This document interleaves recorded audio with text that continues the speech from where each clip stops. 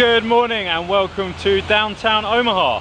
After a night camping last night, we've come into Omaha town centre, into the downtown area, just to check out what's going on around here. So I'm standing in the middle of some kind of water fountain park, which is pretty cool, and let's have a little wander around quickly.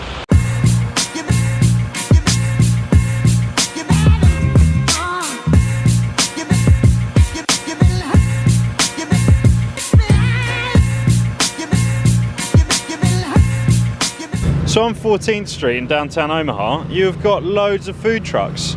Everything from Italian to Mexican, Thai food. And it's right next to the public library, which is free to go in and use the Wi-Fi. Check out all these cool food trucks. After a short walk around Omaha, Nebraska, we now find ourselves in Council Bluffs, Iowa. And it is beautiful around here. Really beautiful little town. A little bit windy, so hopefully you guys can hear me all right. We are heading to the historic Squirrel Cage jail. Linnea really wants to come and check out this jail, which is the last rotating jail ever. Don't know what that means. We'll find out pretty soon when we go and check it out. Let's go and see the Squirrel Cage jail. This is a model of the original Squirrel jail, and as you'll see, all of the prisoners are in like a rotating jail, and then there's one entrance for them to get in and out of. It's amazing. So I'm standing right in the middle of one of the jail cells. Now this is one of the rotating cells, and it's pretty small. There's 2 beds in here, but what, it's 8 foot by maybe 6 foot across at most. It's pretty small. You can kind of see how small it is there. And this is one of the openings. And what you'll see down there is that there are cogs where it used to rotate. Now it no longer rotates because the fire marshal said it wasn't safe for it to rotate anymore. But whilst the prison was in use up until 1960, this was a rotating prison cell. So all of this was barred off, and there was no way the prisoners could get in and out of their cell. Right at the back of the jail cell here is the toilet. So you'd lift that little hatch there next to where all the cigarette butts are, and that would be your toilet, and that would be the ventilation for the smell. Check out the little food hatches so that there was minimal contact between the jailer and the inmates. So check it out, guys. This is how big solitary confinement is. I am in... Close the door. This is solitary confinement in the jail. 6 foot by 2 foot wide. I literally cannot move. So we're now going up to the 2nd floor where there are more jail cells. So this part of the jail doesn't rotate, and this is where they'd have juvenile detention. So anywhere between the age of 3 and 17, I think it says here. Yeah, between 3 years old and 17. So 3-year-olds could be sent to juvenile detention. And you've got a small toilet, showers just through here, and enough space for 6 children. Mad. So up on the 3rd floor is the infirmary. So this is where sick patient inmates would be treated. There's a guy having some treatment in bed right now. Amazingly, this entire jail, which housed 60 inmates, would be run by one jailer. So one jailer, his wife would be the cook or the matron, and any children they had would all live in the apartment on the 4th floor. So well above where the prison is the apartment where they lived, and this is it. So this is one of the bedrooms. This apartment had up to 4 bedrooms in it at one time. This leads through to the original living room, which is pretty much exactly as it would have been. Massive floor-to-ceiling window letting in loads of light. And then as we wander round, we get into a bathroom which was plumbed in the 1930s. So up until the 1930s there was an outhouse, and now they had a bathroom. So this room here is for the trustees. So trustees were people that stayed in the jail and built trust with the jailer, and they'd have certain privileges. So they'd get a nicer room, this guy's in bed, and they'd get a desk and their own shower, and they could fit 2 people in here, but it's a much nicer room, and they'd even have their own shower.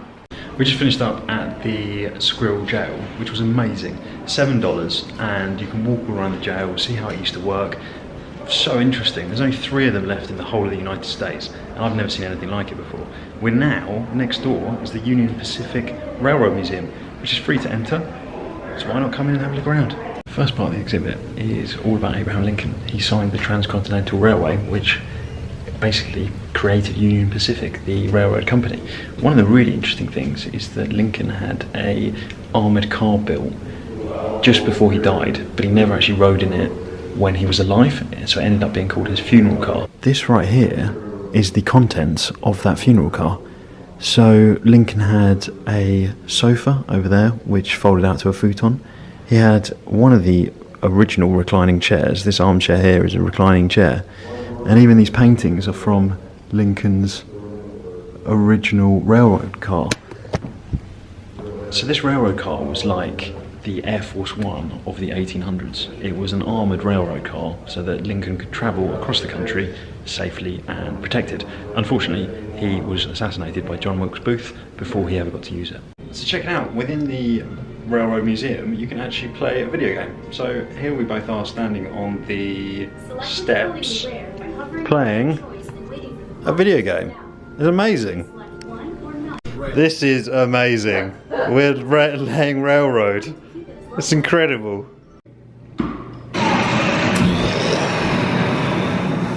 So in the 1860s, the telegraph was invented, and before that they were using the Pony Express. The Pony Express was a long chain of horses that would carry messages across the country.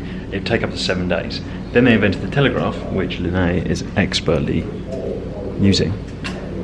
And once they invented the telegraph, messages would take no time at all to get from one end to the other. Amazing. Check it out, guys. I'm a train operator. It's green. It's good to go. Yellow. Red. Boom. So this museum is so interactive. There are so many different things that you can do. You can try your hand at being a train signaller. You can try your hand, as Linnaeus over my shoulder, right there, at operating a telegraph. There are video games that you can play. There's so much cool stuff in this Union Pacific Railroad Museum. It's amazing. Council Bluffs is a wicked town for stuff to do. Check this out. This wheel was forged in 1854. It's amazing.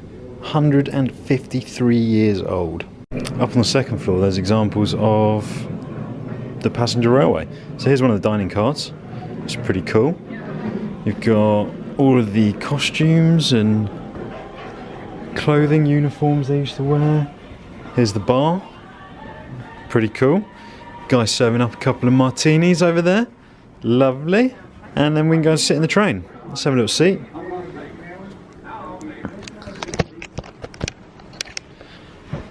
Oh yeah, that's a comfortable seat. I'm gonna ride this train. We're gonna get back on the road now after touring Council Bluffs. This place is really cool. The Union Pacific Railroad Museum, which is completely free to enter, is really interesting to see how the railroad was built and developed, and learn about Lincoln and the Railroad Treaty. And the prison, which is one of only 3 in the US that still exists, was incredible. And it was only $7 to get in, which is a really cheap budget thing to do. We're going to get on the road, heading to St. Louis, which is our final destination on this 2,000-mile road trip across the states.